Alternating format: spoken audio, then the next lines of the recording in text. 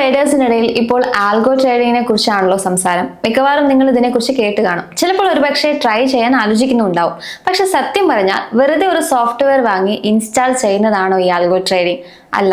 നമ്മുടെ ഉള്ളിലെ പേടിയും അത്യാഗ്രഹവും മാറ്റിവെച്ച് പക്ക ഡാറ്റയുടെയും ലോജിക്കിന്റെയും ബലത്തിൽ ഒരു മെഷീനെ കൊണ്ട് ട്രേഡ് ചെയ്യിക്കുന്ന ആ സീക്രട്ട് രീതിയെ കുറിച്ചാണ് ഇന്ന് നമ്മൾ സംസാരിക്കുന്നത്. സ്കാൽപ്പിംഗ് മുതൽ ലോങ് ടേം ഇൻവെസ്റ്റ്മെന്റ് വരെ ഇതിൽ എങ്ങനെ സിമ്പിളായി ചെയ്യാം?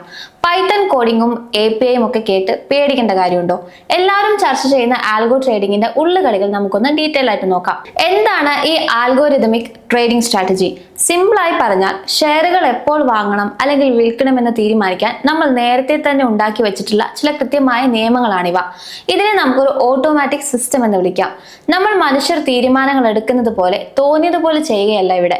പകരം കണക്കുകളും സ്റ്റാറ്റിസ്റ്റിക്സും പ്രോഗ്രാമിംഗ് ലോജിക്കും ഒക്കെ ഉപയോഗിച്ചാണ് ഓരോ ട്രേഡും നടക്കുന്നത്. ഇതിന്റെ ഏറ്റവും വലിയ ഗുണം എന്താണെന്ന് വെച്ചാൽ മാർക്കറ്റിൽ എന്ത് സംഭവിക്കുന്നു എന്ന് നോക്കി നമ്മൾ എപ്പോഴും കമ്പ്യൂട്ടറിന് മുന്നിൽ കാവലിരിക്കേണ്ട ആവശ്യമില്ല. എല്ലാം ഈ സിസ്റ്റം തന്നെ ചെയ്തോളൂ. മനുഷ്യർക്ക് ചിന്തിക്കാൻ പോലും കഴിയാത്ത അത്രയും വേഗത്തിൽ, അതായത് മില്ലി സെക്കൻഡുകൾക്കുള്ളിൽ ട്രേഡുകൾ പൂർത്തിയാക്കാൻ ഇതിന് സാധിക്കുമെന്നതാണ് ഏറ്റവും വലിയ പ്രത്യേകത. ഒരു സ്ട്രാറ്റജി ലാഭകരമാണെന്ന് ഉറപ്പായാൽ അത് ഒരേ സമയം തന്നെ വിവിധ മാർക്കറ്റുകളിലും പല ഷെയറുകളിലും വളരെ എളുപ്പത്തിൽ തന്നെ നമുക്ക് പ്രയോഗിക്കാനും കഴിയും. ഇതിന്റെ മറ്റൊരു ഗുണം ബാക്ക് ടെസ്റ്റിംഗ് ആണ്. അതായത് നമ്മുടെ കയ്യിലുള്ള പണം മാർക്കറ്റിൽ ഇറക്കുന്നതിന് മുൻപ് തന്നെ പഴയ ഡാറ്റ ഉപയോഗിച്ച് ആ പ്ലാൻ എത്രത്തോളം വിജയകരമാകുമെന്ന് നമുക്ക് പരിശോധിക്കാം. വൈകാരികമായ തീരുമാനങ്ങൾക്ക് ഇവിടെ സ്ഥാനമില്ലാത്തത് കൊണ്ട് തന്നെ ഇൻഡിക്കേറ്ററുകളും പ്രൈസ് ആക്ഷനും ഉപയോഗിച്ച് കൃത്യമായ ലോജിക്കിലൂടെ മാത്രമേ ഇത് പ്രവർത്തിക്കൂ. ഇത് നമ്മുടെ സ്ക്രീൻ ടൈം കുറയ്ക്കാനും കൂടുതൽ കാര്യക്ഷമമായി ട്രേഡ് ചെയ്യാനും നമ്മളെ സഹായിക്കും. പൈത്തൺ പോലുള്ള ലാംഗ്വേജുകൾ ഇന്ന് സാധാരണക്കാർക്ക് പോലും എളുപ്പത്തിൽ പഠിക്കാവുന്ന രീതിയിൽ ലഭ്യമായതുകൊണ്ട് ഇക്വിറ്റി, ഫോറക്സ്, ക്രിപ്റ്റോ തുടങ്ങി എല്ലാ മേഖലകളിലും ആൽഗോ ട്രേഡിംഗ് ഇന്ന് ട്രെൻഡായി മാറിക്കഴിഞ്ഞു. കൂടാതെ പല ബ്രോക്കർമാരും ഇപ്പോൾ കുറഞ്ഞ ചിലവിൽ API സൗകര്യങ്ങൾ നൽകുന്നത് കൊണ്ട് വൻകിട കമ്പനികളോട് കിടപിടിക്കുന്ന രീതിയിൽ മികച്ച സ്പീഡിലും ലോജിക്കിലും ട്രേഡ് ചെയ്യാൻ നമുക്കും ഇപ്പോൾ സാധിക്കും. പല ആൽഗോരിതമിക് ട്രേഡിംഗ് സ്ട്രാറ്റജികൾ വിപണിയിൽ ലഭ്യമാണ്. ആൽഗോ ട്രേഡിംഗിലെ ഏറ്റവും പോപ്പുലർ ആയ ഒന്നാണ് മീൻ റിവേർഷൻ. ഇതിന്റെ ലോജിക് വളരെ സിമ്പിൾ ആണ്.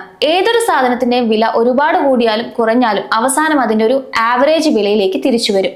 ഉദാഹരണത്തിന്, ഒരു സ്റ്റോക്കിന്റെ വില അതിന്റെ സാധാരണ ആവറേജിനേക്കാൾ ഒരു 10% പെട്ടെന്ന് കൂടിയാൽ അത് വൈകാതെ തന്നെ താഴേക്ക് വരുമെന്ന് കണക്കുകൂട്ടി ആൽഗോരിതം അവിടെ ഒരു സെൽ ട്രേഡ് എടുക്കും. തിരിച്ച വില ഒരുപാട് താഴെ പോയാൽ ഉടനെ കൂടുമെന്ന് കരുതി ബൈ ചെയ്യുകയും ചെയ്യും. ഇത് കണ്ടുപിടിക്കാൻ മൂവിംഗ് ആവറേജ്, ബോളിഞ്ചർ ബാൻഡ്സ് പോലുള്ള ഇൻഡിക്കേറ്ററുകളാണ് സാധാരണ ഉപയോഗിക്കുന്നത്. മാർക്കറ്റ് വലിയ മാറ്റങ്ങളില്ലാതെ ഒരു പ്രത്യേക പരിധിക്കുള്ളിൽ നിൽക്കുന്ന സമയത്ത്, അതായത് റേഞ്ച് ബൗണ്ട് ആക്കുന്ന സമയത്ത് ഈ സ്ട്രാറ്റജി പക്കായി വർക്ക് ചെയ്യും. പക്ഷെ ഒരു കാര്യം ശ്രദ്ധിക്കണം, മാർക്കറ്റിൽ ശക്തമായ ഒരു ട്രെൻഡ് ഉള്ളപ്പോൾ ഈ രീതി അത്ര ഫലപ്രദമാകില്ല. അടുത്തത് ആർബിട്രേജ് സ്ട്രാറ്റജിയെ കുറിച്ച് പറയാം. വ്യത്യസ്ത മാർക്കറ്റുകളിൽ ഒരേ സാധനത്തിനുണ്ടാകുന്ന ചെറിയ വില വ്യത്യാസങ്ങൾ മുതലെടുത്ത് ലാഭം ഉണ്ടാക്കുന്ന രീതിയാണിത്.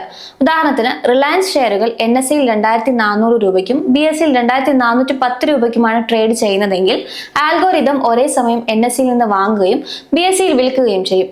ആ 10 രൂപയാണ് ഇവിടെ ലാഭം.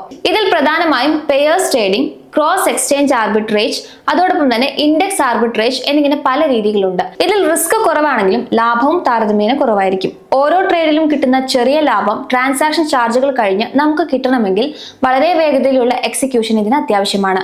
അതുകൊണ്ട് തന്നെ മനുഷ്യരെക്കാൾ കൃത്യമായി ആൽഗോരിതങ്ങൾ ഈ സ്ട്രാറ്റജി മികച്ച രീതിയിൽ ചെയ്യാൻ കഴിയുന്നുണ്ട്. മറ്റൊരു രസകരമായ രീതിയാണ് ഇൻഡെക്സ് ഫണ്ട് റീബാലൻസിംഗ്. നിഫ്റ്റി 50 പോലുള്ള ഇൻഡെക്സുകളിൽ പുതിയ സ്റ്റോക്കുകൾ വരികയോ ഉള്ളവ ഒഴിവാക്കപ്പെടുകയോ ചെയ്യുമ്പോൾ ഉണ്ടാകുന്ന അവസരമാണിത്.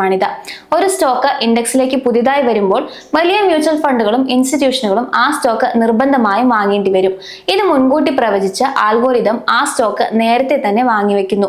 പിന്നീട് വലിയ ഫണ്ടുകൾ ഇത് വാങ്ങാൻ തുടങ്ങുമ്പോൾ വില ഉയരുകയും ആ ലാഭത്തിൽ ആൽഗോരിതം ഷെയറുകൾ വിൽക്കുകയും ചെയ്യും. ഇതൊരു ലോ റിസ്ക് സ്ട്രാറ്റജിയാണ്, കാരണം ഇത് മുൻകൂട്ടി നിശ്ചയിച്ച റൂൾസ് അനുസരിച്ചാണ് നടക്കുന്നത്. എങ്കിലും ഒരുപാട് ട്രേഡർമാർ ഒരേ സമയം ഇത് ചെയ്യാൻ നോക്കുന്നത് കൃത്യമായ സമയത്ത് തന്നെ ട്രേഡ് എടുക്കുക എന്നത് വലിയ വെല്ലുവിളിയാണ്. ഏറ്റവും സിമ്പിളും എന്നാൽ വലിയ ലാഭം തരാൻ സാധ്യതയുമുള്ള രീതിയാണ് ട്രെൻഡ് ഫോളോയിങ്.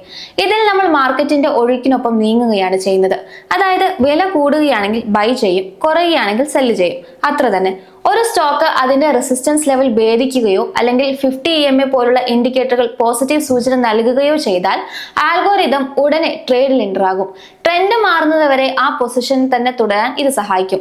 മാർക്കറ്റിൽ നല്ലൊരു ചലനമുള്ളപ്പോൾ വലിയ ലാഭം കൊയ്യാൻ ഈ സ്ട്രാറ്റജി മികച്ചതാണ്. എങ്കിലും മാർക്കറ്റ് പ്രത്യേക ദിശയില്ലാതെ കയറിയും ഇറങ്ങിയും നിൽക്കുന്ന സമയത്താണെങ്കിൽ ഈ രീതി അത്ര ഫലപ്രദമാകില്ല. അവിടെ തെറ്റായ സിഗ്നലുകൾ വരാനുള്ള സാധ്യത കൂടുതലാണ്. ആൽഗോ ട്രേഡിങ്ങിനെ കുറിച്ച് ഈ ചർച്ച അവസാനിപ്പിക്കുമ്പോൾ ഏറ്റവും പ്രധാനമായി ഓർക്കേണ്ടത് ഇത് വെറുതെ കുറച്ച് ബൈ സെൽ സിഗ്നലുകൾ ഉണ്ടാക്കുന്ന പരിപാടിയല്ല എന്നതാണ്. വാറൻ ബഫറ്റ് പറഞ്ഞതുപോലെ ചെയ്യുന്ന കാര്യത്തെക്കുറിച്ച് വ്യക്തമായ ധാരണയില്ലെങ്കിൽ അത് വലിയ റിസ്കിലേക്ക് നയിക്കും. അതുകൊണ്ട് തന്നെ കൃത്യമായ സ്റ്റോപ്പ് ലോസ്, പൊസിഷൻ സൈസിംഗ് തുടങ്ങിയ റിസ്ക് മാനേജ്മെന്റ് രീതികൾ നിങ്ങളുടെ സ്ട്രാറ്റജിയിൽ നിർബന്ധമായി ഉണ്ടായിരിക്കണം. പണം വിപണിയിൽ ഇറക്കുന്നതിന് മുൻപ് പഴയ ഡാറ്റ ഉപയോഗിച്ച് ബാക്ക് ടെസ്റ്റിംഗ് നടത്തി സ്ട്രാറ്റജിയുടെ ലാഭക്ഷമത ഉറപ്പുവരുത്തേണ്ടത് അത്യാവശ്യമാണ്.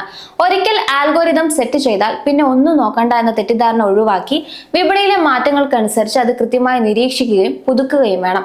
കൂടാതെ ബ്രോക്കറേജ് ടാക്സ്, സ്ലിപ്പേജ് തുടങ്ങിയ ചെലവുകൾ നിങ്ങളുടെ ലാഭത്തെ ബാധിക്കാത്ത രീതിയിൽ മികച്ച എക്സിക്യൂഷൻ പ്ലാനുകൾ തയ്യാറാക്കുകയും വേണം. ചുരുക്കത്തിൽ കൃത്യമായ പ്ലാനിങ്ങും അച്ചടക്കവും ഉണ്ടെങ്കിൽ ആൽഗോ ട്രേഡിംഗിലൂടെ നിങ്ങളുടെ ട്രേഡിംഗ് യാത്ര കൂടുതൽ ലാഭകരമാക്കാൻ സാധിക്കും.